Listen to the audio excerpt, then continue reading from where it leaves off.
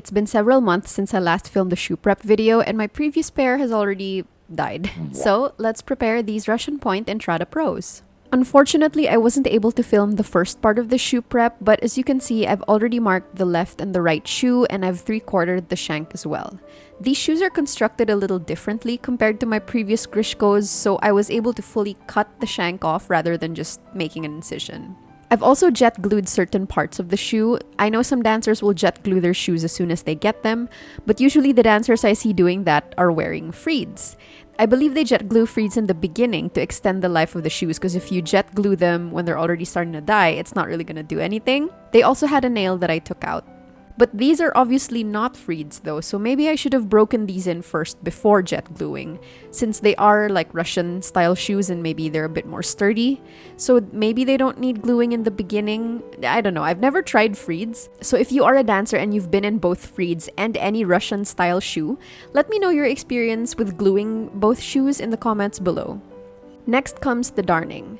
I'm not really able to catch the actual paper and paste layers of the shoe, maybe again because I already jet glued the shoes. Like it became too hard to poke through. Like if I try and stab deeper, I'm so worried I'm gonna end up hurting myself, so I'm only really catching the satin layer. Can't really do anything about that, so let's just finish up. I didn't change this part of my shoe prep process otherwise.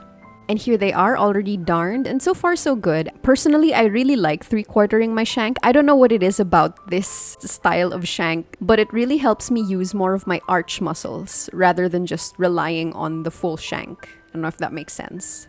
Oh, there goes the heel, and I think that's our cue to sew ribbons and elastics on. I recently spoke to a more experienced dancer who was happy to check my shoe fit and suggest some things to try. She suggested 2 things. One, that I sew my ribbons and elastics in a kind of triangle or this angled cut rather than just straight across. And 2, to try sewing them deeper into the shoe rather than just under the drawstring casing, so we'll do that.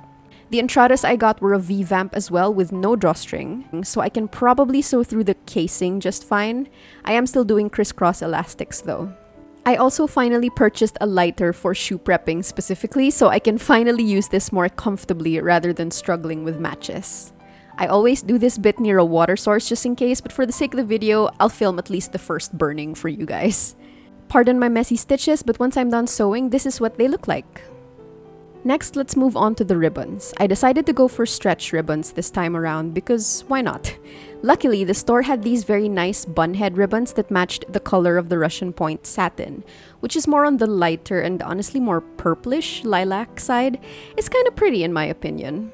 So same thing, I'll cut the ribbons at an angle and match it up with the elastics and sew it deeper into the shoe.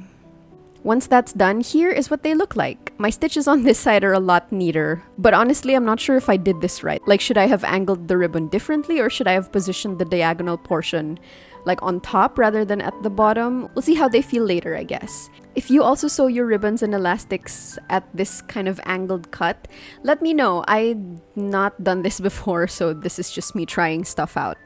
Repeat the same on the other shoe, and once that's done, let's go try them out. I think I tied my ribbons a little too tight for this specific filming though, but first impression otherwise is that they feel a bit more secure, like my foot is so held. Maybe that's because we sewed the elastics deeper into the shoe than I usually would. If you remember my previous video, I kind of just sewed the ribbons and elastics closer to the drawstring. Not quite catching the drawstring, but you know, very close to it. Either way, I'm actually kind of liking it. However though, the cut point of the shank is kind of digging into my arch a little bit, so I'll see what I can do to make that less annoying. Maybe I can cut it down just like 1 or 2 millimeters more. We'll see. If you have any suggestions though for the cut portion of your shanks, like how to prevent them from digging too much into your arch, let me know in the comments below. Before we end the video though, I want to bring this up. It seems like Russian Pointe has discontinued the Entrada Pros. Like if I go onto their website, it's only really their newest shoes that I can see here, like the Akoya, the Baroque, and the Mabe, and their new one, Reveal. I've not tried any of those shoes, I've not been fitted in them, so I don't know how they feel like or if they're comparable to the Entrada Pros. I'm a little worried because I'm really liking this shoe so far and I may want to get it again once this pair dies. I've heard though that the CL80 Toccata from our class is a good alternative. If you are a dancer who loved the Entrada Pros and you've either tried the CL80s or you've switched to a different brand or style entirely, let me know your experience. What shoes have you tried that felt very similar to the Entradas? So I can then talk to my local dance store and see if they can help me out with fitting. Anyway, that's all for now. Thanks so much for watching. I hope you enjoyed. Like if you did, subscribe if you want to see more, and I'll see you in the next video.